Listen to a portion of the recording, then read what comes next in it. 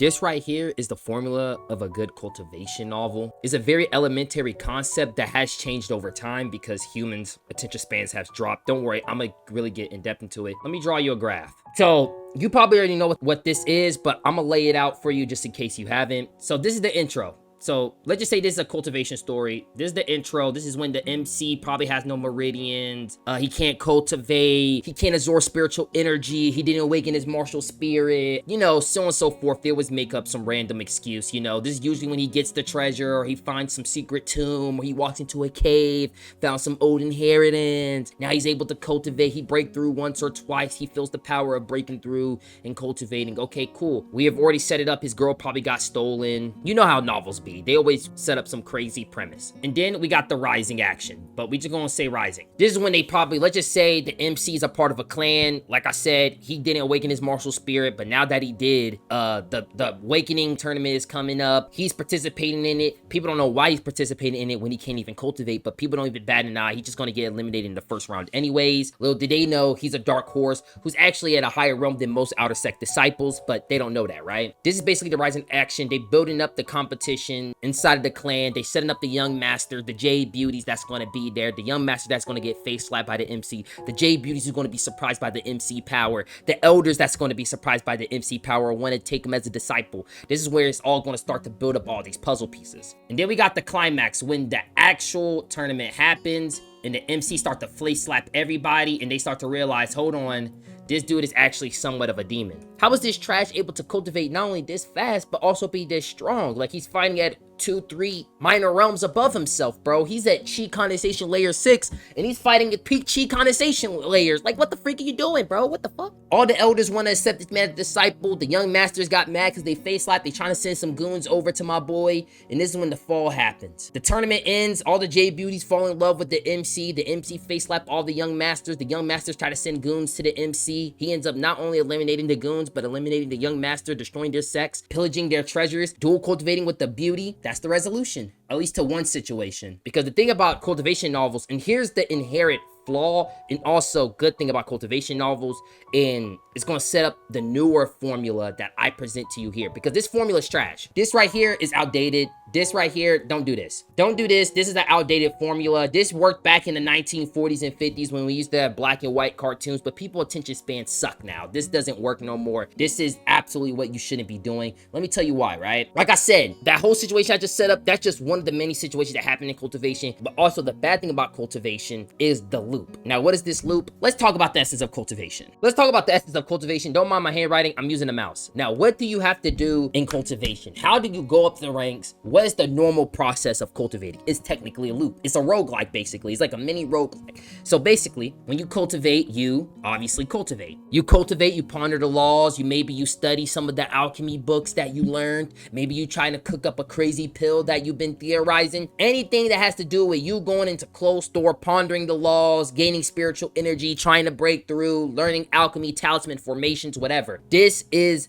cultivating. But usually you'll hit a bottleneck, and that's when you have to explore. Now, this is the best and worst part about cultivation. Best part because, yeah, oh my god, I'm finna go explore and finally finna get some treasures, but also fighting. Now, I gotta fight for those resources. You remember that spiritual herb that you really needed back in your closed door cultivation in order to finish off your recipe for that pill that you're trying to make? Yeah, somebody else already found that spiritual herb at the same time as you. Now you gotta fight over it. Hopefully one of you guys come out unscathed in order to steal the herb, because that's the process of cultivation. This is what's gonna wreck most people in cultivation, but that's besides the point. And then it loops back onto itself. After you fight, you gain the resources, you go back, cultivate, heal up, learn what you learned, try to break through, or try to finish whatever you try to finish or why you even explored in the first place, and then you go back and you repeat that loop. That's the cultivation. It's a loop. And this loop also follows the intro, rising, climax, fall, and resolution. But like I said, that old formula sucks. Now, the good thing about cultivation, it's already a loop, so it already follows this story structure, which is going to follow the new formula that I'm finna present. But the bad thing is the tropes. And so this is why I'm finna lay down 3 rules in order for you to make a good novel. If you follow these 3 rules, I'm telling you right now, bro, you will be able to at least make a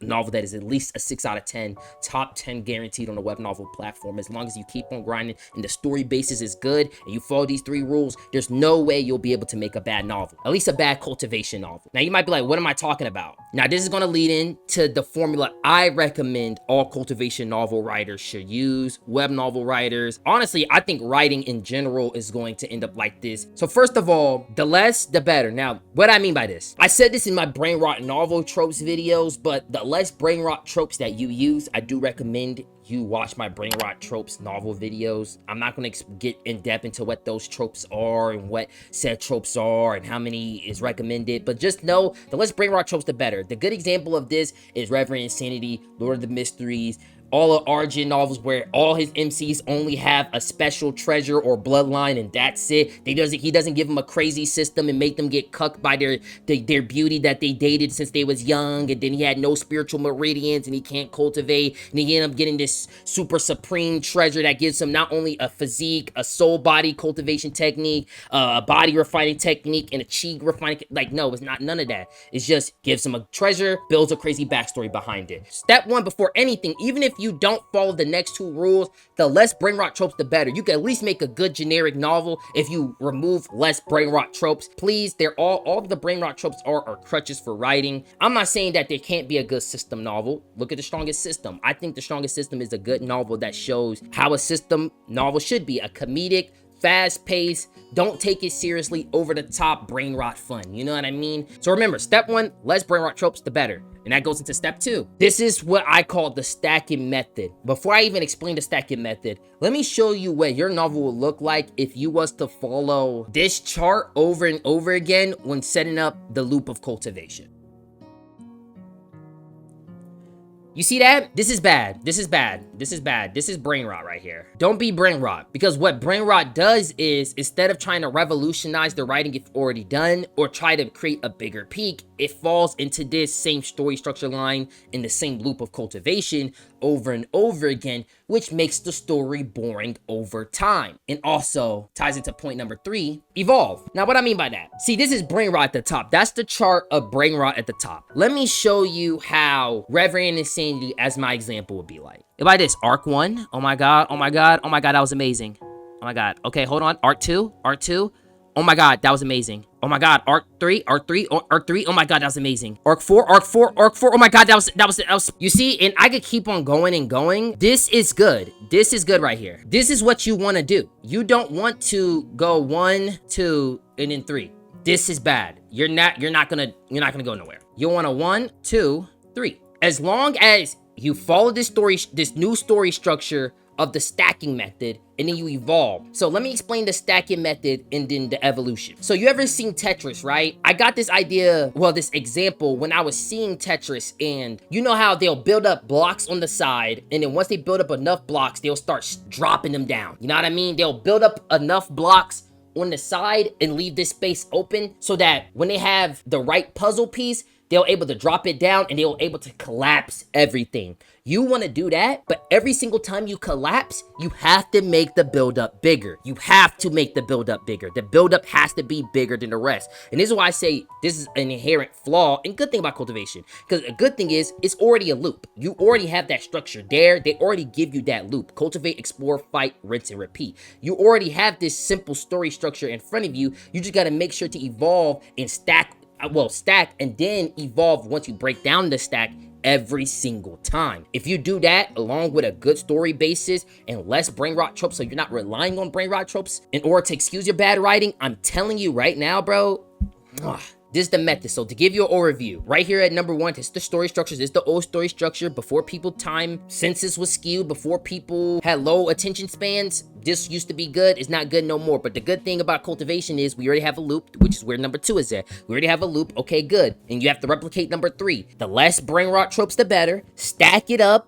Break it down, and anytime you build up that new stack, make sure it's evolved from the last one. It cannot have the same peak. If it has the same peak, it's boring. This is good right here. Aim for these. This is bad. This is bad. Don't do this. People can only take 1 or 2 of these. This is how short people attention span is. You could do this for the first arc. You can't do this for the second arc. I'm just letting you know that. You can excuse, some people excuse it. You know what I mean? Some people excuse the second arc, but the third arc gotta be bigger than the second one. If it ain't, this old story structure doesn't work no more. I'm just letting you know that right now. You could consider me schizophrenic. Maybe I sound like a crazy madman who don't know what they're talking about, but in the next 3 to 4 years, when people are following this structure, don't call me the greatest genius of all time.